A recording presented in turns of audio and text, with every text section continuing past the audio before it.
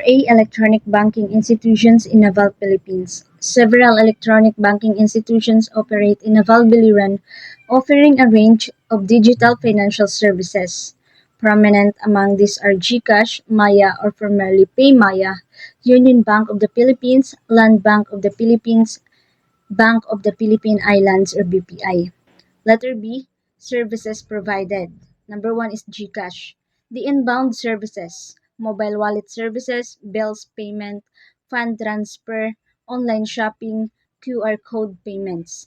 The outbound services, cash out at partner outlets and ATMs, and remittance services. Number 2 is Maya. Inbound services, mobile wallet services, online and in-store payments, bill payments, and fund transfer. The outbound services, cash out at partner outlets, remittance services. Number 3, Union Bank of the Philippines. Inbound services are online banking, fund transfer or InstaPay and PesoNet, mobile banking, and bills payment. The outbound services, cash withdrawal and ATMs, and loan applications. Number 4, Land Bank of the Philippines. The inbound services, online banking, mobile banking, fund transfer, and bills payment. The outbound services, ATM withdrawals, remittances, and loan applications. Number 5, Bank of the Philippine Islands or BPI. The inbound services are online banking, mobile banking, fund transfer or InstaPay and PesoNet, bills payment. The outbound services are ATM withdrawals, remittance services, and loan applications. Letter C. Pros and cons of their services. Pros: convenience. Digital banking services are available 24/7, allowing customers to perform transactions anytime and anywhere. McKinsey and Company or Business World Online. The efficiency: transactions such as fund transfers and bills payment are completed quickly, reducing the need for physical bank visits or Business World Online. The accessibility: services like GCash and Maya provide financial services to give introduced measures to mitigate this risk, but they remain a concern or Business World Online. Next, digital divide. Despite the growth in digital banking, not all Filipinos have access to the necessary technology or the internet, potentially excluding some populations from these benefits of Business World Online. Technical issues. Users can face technical glitches and system downtimes that disrupt services, affecting the reliability of digital banking or Asian Development Bank. Last is learning curve. Some customers, especially older adults, may find it challenging to adapt to new technologies, hindering the adoption of digital banking services.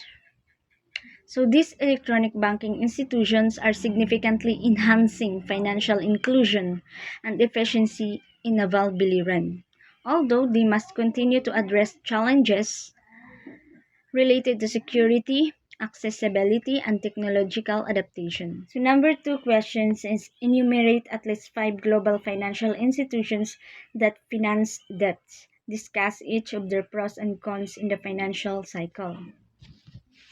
So here are 5 prominent global financial institutions that finance debts, along with their respective pros and cons within the financial cycle. The International Monetary Fund, IMF. The pros: crisis management, provides crucial financial support to countries facing severe economic crisis, helping to stabilize their economies. Technical assistance, offers extensive technical assistance and policy advice to improve economic management. The surveillance rule monitors global economic trends, providing valuable insights and forecasts. So the cons: austerity measures often requires implementing strict austerity measures which can lead to social unrest and economic pain. Conditionality: Conditions attached to loans can be stringent and may undermine national sovereignty. The short-term focus, emphasis on short-term stabilization, can sometimes neglect long-term growth strategies. The World Bank and the PROS development focus funds a wide range of development projects aimed at reducing poverty and promoting economic growth. Low interest loans provides low interest loans and grants to developing countries, making development projects more affordable. Technical expertise offers expertise and technical support for project implementation. The cons: debt burden. Loans, even at concessional rates, can add to the debt burden of recipient countries. Project effectiveness. Some projects may suffer from poor implementation, inefficiency, or corruption. The social and environmental impact. Certain projects have faced criticism for negative social and environmental impacts.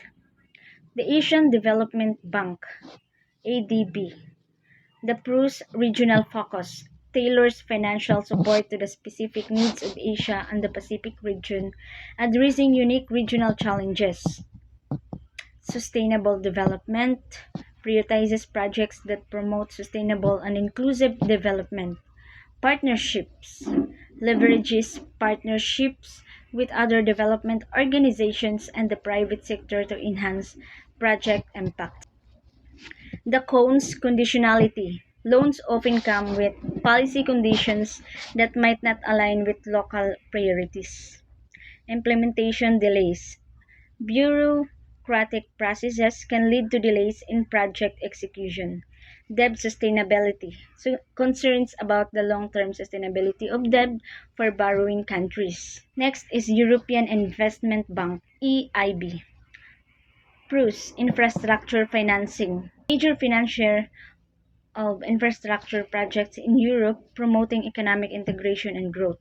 The climate action, strong focus on financing projects that address climate change and promote environmental sustainability. The low interest rates offers competitive interest rates due to its strong credit rating. The CON's limited geographic scope primarily focuses on EU member states, limiting its global reach. The political influence. Decisions can be influenced by political considerations within the EU. Complex processes. Application and approval processes can be complex and time-consuming. African Development Bank, AFDB. The PRU's regional development dedicated to promoting economic and social development in African countries.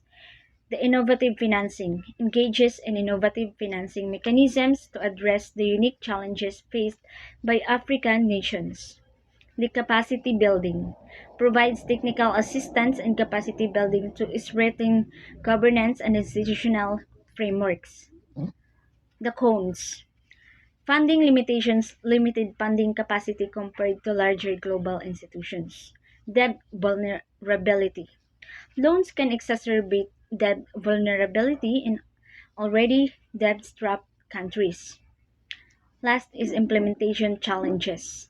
Projects may face challenges due to political instability and governance issues in some African countries. So these institutions play essential roles in the global financial landscape by providing funding and support for economic development and stability, each with unique strength and challenges. That's all. Thank you.